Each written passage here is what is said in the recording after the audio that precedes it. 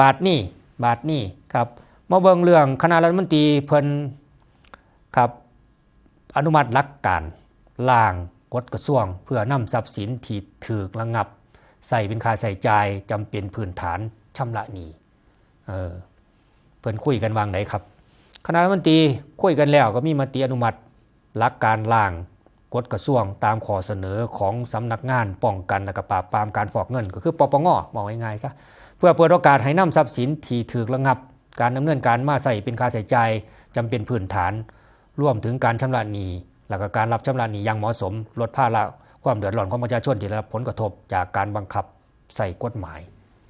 ครับให้มันสอดคล้องกับมาตรฐานสากลและก็บ่ละเลยสิทธิขั้นพื้นฐานครับเอาพี่น้องฟังเด้อการระงับทรัพย์สินเป็นมาตรการสำคัญกับภายใต้กฎหมายต่อต้านการก่อการร้ายและก็การฟอกเงินเพื่อให้มันสอดคล้องกับมาตรฐานระดับสากลจะไหนก็แล้วแต่ครับที่ผ่านมาบ่มีการกำหนดรายการค่าใช้จ่ายจำเป็นต่อการดำรงชีพทำให้เกิดภาระต่อบุคคลที่ถือกำหนดรัฐบาลจำเป็นครับต้องปรับปรุงกติกาให้มันสมดุลระหว่างความมั่นคงและกับสิทธิขั้นพื้นฐานของประชาชนที่ได้รับผลกระทบครับร่างกฎกระทรวงกำหนดค่าใช้จ่ายจำเป็นพื้นฐานไว้9ประเภทเด้9ประเภทฟังเบิ่งมีหยังแน่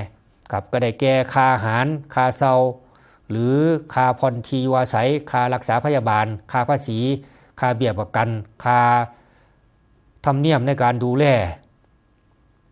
บัญชีหรือทรัพย์สินค่าใช้จ่ายด้านการศึกษาของบุตรค่าใช้จ่ายด้านอื่นที่คณะกรรมการปปงกำหนดเพื่อให้การจ่าย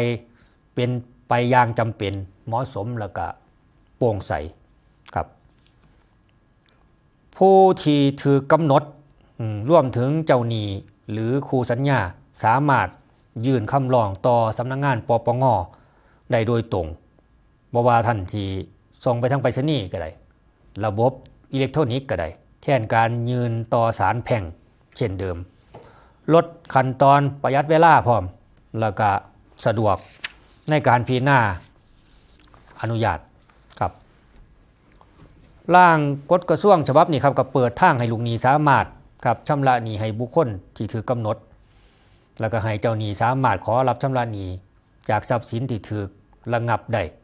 รวมทั้งดำเนินการใดๆที่ทำให้ทรัพย์สินมีมูลค่าเพิ่มขึ้นโดยอยู่ภายใต้การพิจารณาอย่างรอบคอบของปปงต้องเบิ่งก่อนอะไรจะจ่ายอะไรจะรับเพื่อไม่ให้เกิดการนำทรัพย์สินไปใส่ในทางที่ผิดคือทรัพย์สินมันจะไปยึดมามันหลายบ่ครับมันจะต้องมีการจ่ายออกไปตามนี่แหละตามมาตรการนี้หรือมันได้รับผลประโยชน์เข้ามาปปงก็ต้องเบิ่งนะครับหากผู้ยื่นคำร้องบ่เห็นด้วยกับผลการพิจารณาก็สามารถครับขอทบทวนต่อคณะกรรมการที่แต่งตั้งขึ้นภายใน15 มื้อครับทั้งมีสิทธิ์ยื่นคำร้องขอต่อศาลแพ่งเป็นขั้นตอนสุดท้ายคณะกรรมการวินิจฉัยแล้วท่านบ่พอใจไว้ฟ้องศาลได้อีกครับสะท้อนหลักความเป็นธรรมโปร่งใสสามารถตรวจสอบได้ทุกขั้นตอนว่าซั่นเถาะครับสาระสำคัญของกฎหมายฉบับนี้ก็คือครับสร้างความสมดุลระหว่างการป้องกันคุกคามต่อความมั่นคงของประเทศกับการคุ้มครองสิทธิและก็ศักดิ์ศรีในการดำรงชีวิตของประชาชนเพื่อให้กฎหมายมีความเข้มแข็งแต่บ่ทอดทิ้งความเป็นมนุษย์